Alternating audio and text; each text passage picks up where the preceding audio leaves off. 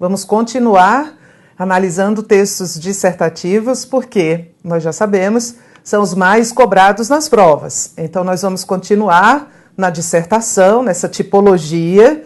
Já vimos o que é, já vimos como pode ser, o objetivo de discorrer sobre um tema, pode discorrer informativa ou expositivamente, ou pode discorrer de maneira argumentativa. Já fizemos a leitura, só que vamos continuar aqui porque é preciso reforçar. Mais uma vez eu digo que em todas as nossas aulas nós estamos trabalhando estratégias de leitura. Então, em todas as aulas nós estamos trabalhando os princípios de compreensão e interpretação textual. Vou começar com um texto pequeno, você vem comigo. O texto é de Domenico De Masi, tá errado o nome dele aqui. Domenico De Masi. O ócio criativo, é um filósofo italiano, e o título é Trabalhador não é máquina. A vida de um desempregado é horrível, porque na nossa sociedade tudo depende do trabalho. Aí ele vai explicar o que é esse tudo. Salário, contatos profissionais, prestígio e, quando se é católico, até o resgate do pecado original e o bilhete de ingresso para o paraíso. Portanto, se falta o trabalho, falta tudo. Você vê que o parágrafo é perfeitamente organizado para ser uma dissertação. É um mini texto. Ele apresenta uma tese, que é esta primeira aqui. A vida de um desempregado é horrível. Isso aqui é a tese do texto. A vida de um desempregado é horrível. Depois de apresentar a tese, ele vai apresentar o argumento. O argumento é o que vem depois. Eu circulei aqui esse porquê, porque ele já é um marcador de argumentação. Então, a gente vai aqui, ó, e eu vou encontrar aqui o argumento, porque na nossa sociedade tudo depende do salário. E aí ele vai desenvolver esse argumento, apresentando que tudo é esse. E depois ele vai concluir. Esse portanto aqui é um marcador de conclusão. Então é como se esse parágrafo fosse uma mini dissertação completinha. Porque tem, a última coisa que tem é a conclusão. Portanto, se falta trabalho, falta tudo. Então, nós temos as três partes essenciais de uma dissertação. Uma tese, um argumento e uma conclusão. Não é uma dissertação completa, evidentemente é um parágrafo desse texto e o texto é muito maior. Mas é para você entender que é uma miniatura de um texto. Tese é a opinião que vai ser defendida, a vida de um desempregado é horrível. Argumento é a justificativa desta opinião, a fundamentação, que aqui é uma causa, e a conclusão, se falta o trabalho, falta tudo. O texto continua. Mas, esse mais aqui é outro conector e com grande poder argumentativo. Ele é um conector do ponto de vista sintático e ele tem grande força argumentativa. Grande força argumentativa. Eu costumo dizer que quando o mas aparece, a gente tem que esquecer tudo o que foi dito antes. Como numa entrevista de emprego, em que a pessoa vai dar o feedback ao entrevistado e diz, olha, seu currículo é muito bom, você tem uma experiência significativa para a sua pouca idade, o seu conhecimento de línguas é essencial ao cargo, a sua referência é inquestionável, mas, e aí esqueça tudinho o que foi dito de elogio, você não conseguiu o cargo. Então, esse mas é um indício de argumentatividade no texto. Mas corre-se o risco de que o problema do desemprego coloque em segundo plano o problema de quem tem um emprego. Com uma frequência sempre maior, a vida do trabalhador é transformada no inferno, porque as organizações das empresas se preocupam em multiplicar a quantidade de produtos, mas não dão a mínima para a felicidade de quem os produz. Bom, então a argumentatividade continua. Quer dizer, a vida de um desempregado é horrível, por isso, portanto, isso. Ele fechou a introdução.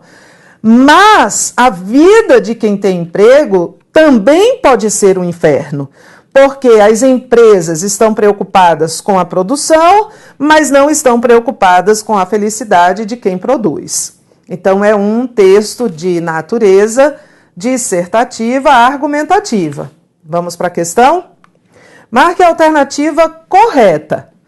Pode-se afirmar que se trata de texto narrativo com ausência de temporalidade. Não há texto narrativo com ausência de temporalidade. Toda narração pressupõe a presença de um tempo, uma linha temporal em movimento. B. Trata-se de texto argumentativo, ok? Porque existe a presença de operadores argumentativos, certo? Esses operadores argumentativos são principalmente os conectivos que foram usados, sobretudo o porquê, que introduz causa, o portanto, que introduz conclusão. Muitas vezes são advérbios que apresentam juízo de valor, assim, lamentavelmente, a vida do trabalhador é horrível. Esse lamentavelmente é um advérbio e é um conector, um operador argumentativo. Adjetivos, que também indicam uma opinião, podem indicar opinião, mas principalmente os conectores, como eu marquei lá no texto. Então já é essa a nossa alternativa. Não existe um encadeamento de ideias, errado, existe perfeito nesse texto. Quanto à tipologia, o texto é descritivo, não.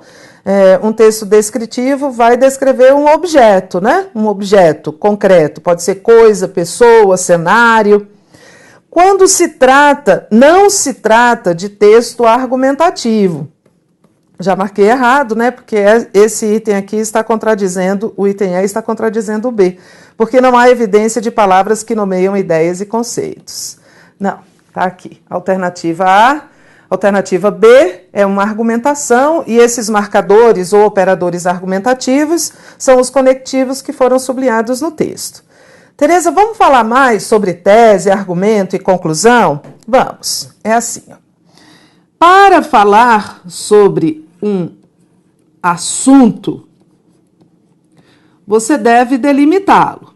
A delimitação do assunto é o tema. Então, o assunto é amplo, violência é um assunto. O tema é restrito, a violência contra a mulher na sociedade brasileira. Aí eu restringi, tá? É uma organização, ó, do mais para o menos. Aí, a partir deste tema, você elege uma tese. A tese é um ponto de vista sobre o tema, é uma opinião, mas não é uma opinião qualquer, né? É uma opinião fundamentada. Uma opinião qualquer é um achismo, não é uma tese, é só uma opinião. É um ponto de vista, a tese é um ponto de vista sobre o tema. O tema, na verdade, é aquilo que todos sabem, e a tese é aquilo que eu acho. Todos sabem que, e eu acho que. Claro que na hora de fazer um texto, né, lá no seu concurso, na dissertação, você não vai escrever isso aqui, né? Só a frase que ficar. Todos sabem que a violência contra a mulher é uma frequência, é frequente na sociedade brasileira em todas as classes. Eu acho que, e aí eu tiro eu acho que, não vou escrever isso, tá, gente? Eu acho que essa violência é provocada por fatores culturais e poderá ser minimizada apenas no longo prazo. Então aí é uma tese. A partir desta tese, surgem os argumentos. Os argumentos que são a sustentação da sua tese. É a fundamentação da tese. Você está vendo que está vindo do mais amplo para o mais específico? Os argumentos são a fundamentação da tese. Podem ser relações de causa e de efeito, podem ser comparações, podem ser conceitos, podem ser citações de autoridades. Aí, depois desses argumentos, vem a conclusão, que, na verdade, é uma paráfrase da tese, né? É a mesma tese, só que escrita em outras palavras. Isso é paráfrase. Para é parecido. Então, paráfrase é uma frase parecida com outra. É a paráfrase da tese. São esses os elementos da dissertação argumentativa. A dissertação expositiva não vai ter tese. A dissertação expositiva só vai ter informação. Isso aqui é a estrutura da dissertação argumentativa. Quando você escreve, você tem de estar preocupado com essa sequência. Qual é o assunto? Qual é o tema, que é a delimitação do assunto? Que tese eu tenho a respeito, ou eu não tenho, eu vou defender, mesmo que não seja minha, sobre esse tema. Que argumentos eu posso usar para fundamentar a minha tese? E como é que eu posso reforçar essa tese na minha conclusão? É isso. Entendemos? Vamos fazer outro? Olha, isso aqui é importante, até esse mapinha aqui, essa sequência, até na hora de você produzir um texto, né? Não só na hora de você interpretar um texto. Vamos fazer outro texto dissertativo, civilização e sofrimento. Esse aqui é um texto, é uma questão da FCC. Por enquanto eu não estou preocupada com banca, porque estou falando de algumas bancas, né, ao longo das nossas aulas, mas eu quero que você passe a ter uma estratégia eficiente de leitura, independentemente da banca. Isso aqui é a FCC. A FCC é uma banca que nunca cobra conceitos, então ela não vai cobrar de você quais são os elementos de uma dissertação argumentativa. Ela vai dar uma e vai pedir que você interprete. É isso. Esse texto aqui, O Mal-Estar na Civilização, adaptado de Sigmund Freud, chama-se Civilização e Sofrimento. É uma afirmação corrente que boa parte da culpa dos sofrimentos humanos vem do que é chamado de nossa civilização. Então, ele apresentou aqui uma opinião que é uma opinião corrente, mas não apresentou como dele, tá? É uma afirmação corrente, quer dizer, uma afirmação muito comum, que boa parte da culpa dos sofrimentos humanos é derivado do conceito de civilização. Seríamos bem mais felizes se abandonássemos a nossa civilização e retrocedêssemos a condições primitivas, satisfazendo nossos instintos básicos. Tal asserção me parece espantosa. Opa, então ele vai refutar isso aqui. É uma maneira de você argumentar, é contra-argumentar. Então ele apresentou nos 2 primeiros parágrafos um argumento de terceiras pessoas, não é o argumento dele. Ele apresentou um argumento, ideia de terceiros, de que nós seríamos felizes se abandonássemos a civilização, porque a culpa de todo o sofrimento humano é da civilização. E aqui ele vai refutar o contra-argumento. A essa refutação de contra-argumento, nós chamamos contra-argumento. É uma estratégia. Tá? É uma maneira de você argumentar. Você antecipa uma ideia contrária à sua e depois a refuta, a derruba, a questiona. É o que ele vai fazer aqui, pelo jeito, né? Tal asserção é a afirmação, esta aqui de cima, né? Que seríamos mais felizes se voltássemos a condições primitivas, me parece espantosa. Porque, olha, um operador argumentativo. É fato estabelecido como quer que se defina o conceito de civilização, que tudo aquilo com que nos protegemos da ameaça das fontes do sofrer é parte da civilização. Entenderam o raciocínio dele? Ele diz que tudo aquilo que surgiu para que o ser humano se protegesse das ameaças do sofrimento é fruto da civilização. Então ele acha espantosa a ideia de que a civilização causou o sofrimento e é preciso abandoná-la, porque na verdade tudo aquilo que evita o sofrimento é fruto, é decorrente da civilização. Como é que tantas pessoas chegaram a partilhar esse ponto de vista de surpreendente hostilidade à civilização? Que é este aqui que ele está refutando. Acho que uma profunda insatisfação com o estado civilizacional existente preparou o solo, no qual, em determinadas ocasiões históricas, formou-se essa condenação. Bom, então o texto trabalha com o princípio da contra-argumentação.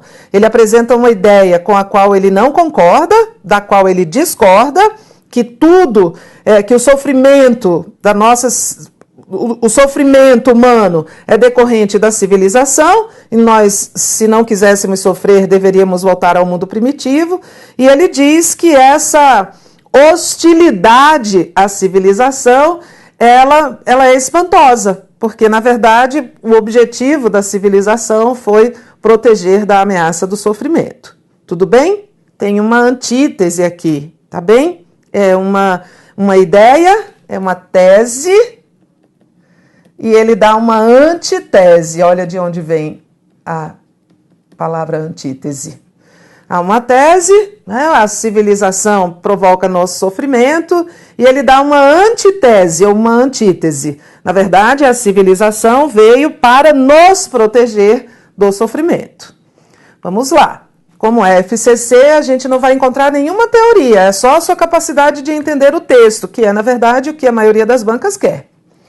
Explora-se no texto uma flagrante contradição, expressa formalmente no seguinte enunciado: muitas pessoas revelam uma posição inteiramente hostil aos princípios da civilização. Bom, isso é verdadeiro, mas isso não é uma contradição. Cadê a contradição? Cadê o contraditório aqui? Não existe.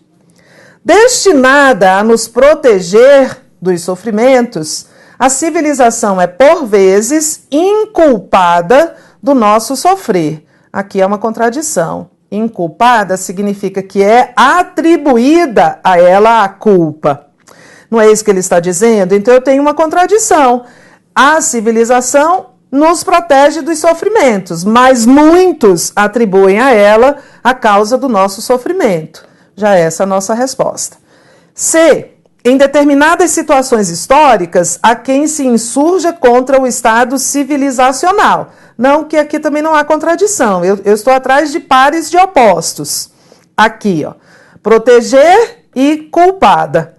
Acredita-se que a satisfação dos instintos primitivos nos tornaria mais felizes. Também não é uma contradição em si mesma. Para muitos, o retorno a condições mais primitivas seria preferível ao estágio atual da civilização. Também não há nenhuma ideia contraposta a ela. Ficamos na alternativa B mesmo. Próximo texto, esse do CESP, de certo ou errado, retirado do livro do Mikhail Bakhtin, A Cultura Popular na Idade Média e o Renascimento. É um texto bem curtinho, o que não significa que o examinador não possa elaborá-lo, né, trabalhá-lo, fazer as questões sobre ele de forma a complicá-lo. O texto diz assim: o riso é tão universal como a seriedade. Ele abarca a totalidade do universo, toda a sociedade, a história, a concepção de mundo. É uma verdade, tudo está falando do riso, é uma verdade que se diz sobre o mundo, que se estende a todas as coisas e a qual nada escapa. é uma verdade que se diz, é uma verdade que se estende, quem diz é a verdade, quem se estende é a verdade, e a qual nada escapa à verdade. E essa verdade é o riso. Então, estamos vendo o tecido do texto, né? Como ele está sendo conectado. É, de alguma maneira, novamente o riso, o aspecto festivo do mundo inteiro, em todos os seus níveis. Uma espécie de segunda revelação do mundo. Bom, o texto é uma análise bem argumentativa, né, bem opinativa sobre o riso. É o tema do texto, o riso. Vamos lá. Tereza, mas eu acho que eu não entendi tudo. Mas às vezes a gente se concentra no que a gente não entendeu e é muito ruim. Você tende a se concentrar no que você entendeu. Você entendeu que ele está falando do riso o tempo inteiro, falando da universalidade do riso, da verdade do riso e da festividade do riso. Pronto, basta. Primeira questão. Na linha 1, o elemento ele tem como referente textual o riso. Ok, ele abarca, o riso abarca.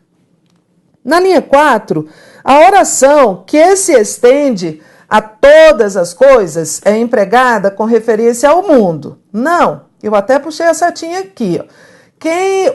Quem se estende a todas as coisas é empregado à verdade, que por sua vez faz referência ao riso e não ao mundo. Infere-se das ideias do texto que seu autor considera o riso algo universal. Ok, porque ele diz que ele é universal. Por abranger todas as coisas e pessoas. Ok, porque ele diz que se estende a todas as coisas, a toda a sociedade. A sociedade são as pessoas.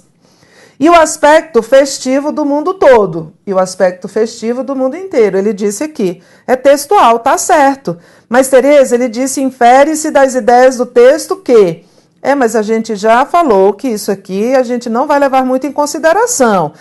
Mesmo que ele diga que é uma inferência e a rigor não seja, né, porque está muito claramente colocado na superfície do texto, esse item, a gente vai marcar certo. O importante essa afirmação é validada no texto? Sim, então tá certa. Embora o texto seja essencialmente argumentativo, seu autor se vale de estruturas narrativas para reforçar suas opiniões. Não há nenhuma narratividade no texto.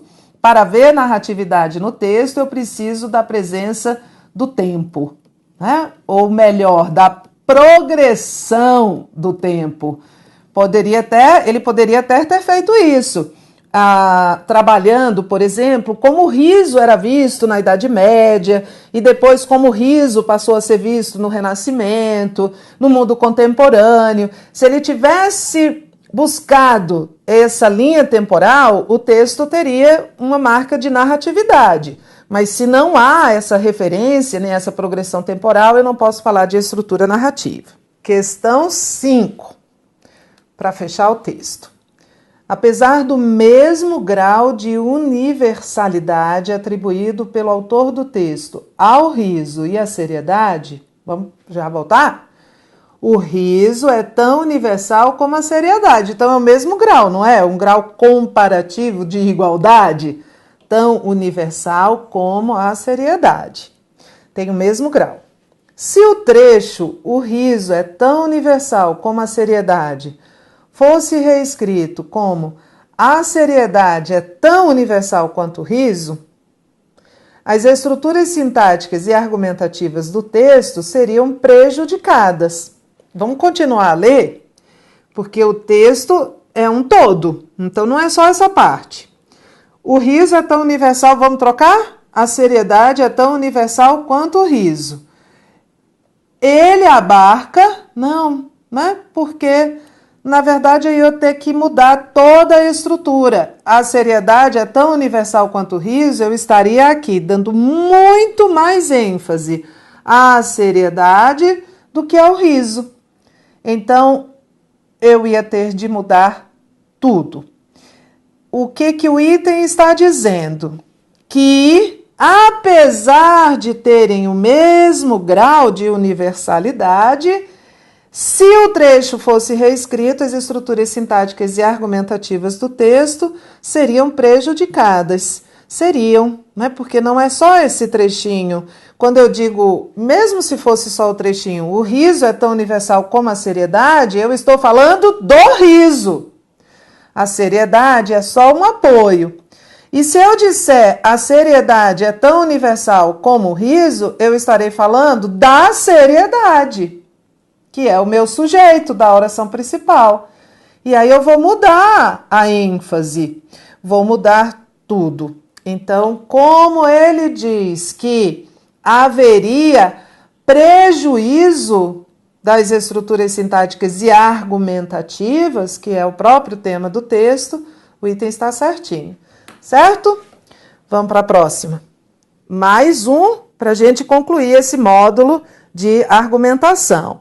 Esse texto chama-se Identidades Vazias, estou sempre lendo a fonte antes, e foi escrito pelo Slavoj Zizek. Ele é um filósofo contemporâneo, estou dizendo que eu conheço, né, mas assim, só a título de curiosidade, e da antiga Iugoslávia, e é um dos últimos filósofos marxistas da nossa história contemporânea. E ele diz assim: a inércia da vida real desaparece magicamente na navegação pelo cyberespaço, desprovida a navegação de fricção. No mercado atual, encontramos uma série de produtos privados de suas propriedades malignas. Café sem cafeína, creme sem gordura, cerveja sem álcool, cyberespaço. Então já começo a entender que ele está falando do cyberespaço, desse espaço virtual, do mundo nas redes. Tudo bem? E neste espaço social não há inércia, porque a navegação nessa net é desprovida de fricção. E se não há fricção, não há inércia, há uma fluição contínua. E aí ele faz uma comparação. No cyberespaço, há uma série de produtos privados de suas propriedades malignas. Vamos ver que produtos são esses. A realidade virtual é o cyberespaço, simplesmente generaliza esse procedimento. Cria uma realidade privada de substância. Da mesma maneira que o café descafeinado tem cheiro e gosto semelhantes aos do café, sem ser café, minha persona na rede é sempre um eu descafeinado. Opa, esse produto do qual se retiram as propriedades malignas no cyberespaço, na realidade virtual, é o próprio homem, né? É o próprio eu. O que ele está dizendo? Que no cyberespaço, ou na realidade virtual, as pessoas têm um eu descafeinado. As pessoas, nessa realidade virtual, têm um eu descafeinado. É uma metáfora. Descafeinado. É um eu privado de suas propriedades malignas. É um eu que parece, mas não é. Ou seja, as pessoas nas redes abandonam os seus aspectos negativos, abandonam aquilo que é maligno, abandonam e elas se descafeinam. É como retirar o creme da gordura. A gordura fica com só o que há de bom. Até aí é isso que ele está dizendo, por meio dessa metáfora do eu descafeinado. Por outro lado, existe também o excesso oposto ao eu descafeinado. E muito mais perturbador, o excedente de minha persona virtual com relação ao meu eu real. Então surgiu um dado novo. Na realidade virtual, as pessoas criam um eu descafeinado, ou, que é o excesso oposto, muito mais perturbador, elas criam um eu excedente. O eu excedente é o eu que se excede, é o eu ao contrário, né? Porque ele está dizendo que isso aqui são diferentes. O eu descafeinado é aquela pessoa que na rede, na realidade virtual, tira o seu lado negativo, tira o seu lado ruim. É só coisa perfeita. E o outro oposto é aquele que o eu excede. Digamos que seria um eu hipercafeinado. Mas vamos ver, porque ele vai explicar. Nossa identidade social, a pessoa que presumimos ser em nosso intercurso social, já é uma máscara. Já envolve a repressão de nossos impulsos inadmissíveis.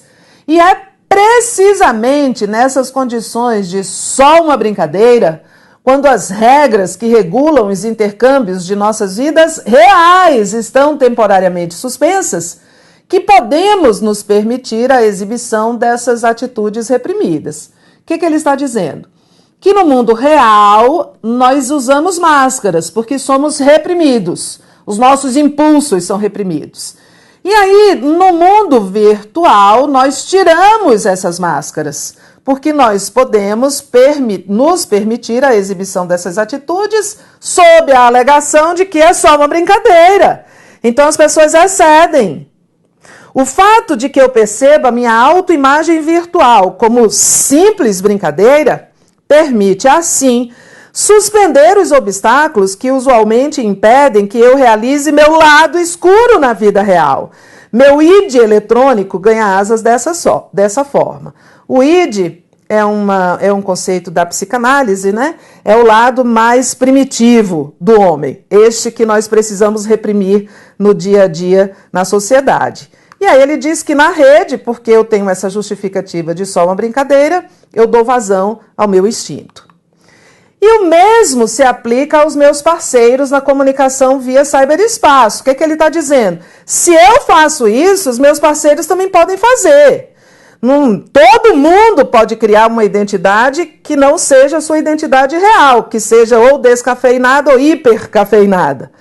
Não há como ter certeza de quem sejam os parceiros, de que sejam realmente como se descrevem, ou de saber se existe uma pessoa real por trás da persona online. A persona online é uma máscara para uma multiplicidade de pessoas. A pessoa real com quem converso possui e manipula mais personas no computador? Ou estou simplesmente me relacionando com uma entidade digitalizada que não representa pessoa real alguma? E aí fica o questionamento que não é respondido. Não há como ter certeza de que a pessoa que está do outro lado, nesse ambiente virtual, seja como se descreve. Aliás, não dá nem para ter certeza que haja uma pessoa real por trás daquilo, que aquilo não é um total fingimento. Entendemos o texto? Então vamos lá. De acordo com o texto, os parceiros do mundo do espaço virtual são pessoas que utilizam máscaras para apresentar uma multiplicidade de pessoas. 2 motivos para estar errado. Primeiro, que quem usa máscara é o homem na vida real, no intercurso social. E quando ele fala dos parceiros do estado virtual, que é o último parágrafo, ele faz um monte de pergunta. Ele não afirma nada, então eu não posso transformar um questionamento em uma afirmação, certo?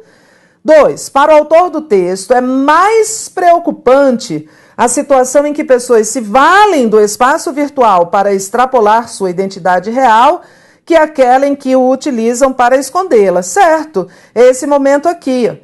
Muitas pessoas escondem, mas outras pessoas excedem. E isso é muito mais perturbador. Então tá certo. 3. Seriam mantidas as relações sintáticas e semânticas do primeiro período, semântica e sentido, caso o termo desprovida fosse substituído por desprovido, passando a concordar com cyberespaço. Não, eu sublinhei. Quem é desprovida de fricção é a navegação pelo cyberespaço e não o cyberespaço. Como eu vou mudar de referente, eu vou afetar as relações de sentido, e aí o item está errado. E por fim, na linha 28, o termo ser exerce função de pronomear passivador da forma verbal descrevem. Vamos lá? É um item de gramática, mas a gente vai ter que entender o texto para resolver. É este ser aqui. ele diz que não há como ter certeza de que as pessoas sejam realmente como se descrevem. As pessoas descrevem a si mesmas. Quando o sujeito é agente e alvo da ação, como aqui, a este ser não é um pronome apassivador, é um pronome reflexivo. As pessoas não são descritas por outras pessoas, as pessoas descrevem a si mesmas. E o item está errado. Viu que as bancas não querem teoria nem conceito, elas querem compreensão, compreensão e interpretação. Faça a leitura agora sempre de textos dissertativos, buscando esses elementos, usando essas estratégias. Bons estudos aí, um abraço, já volto.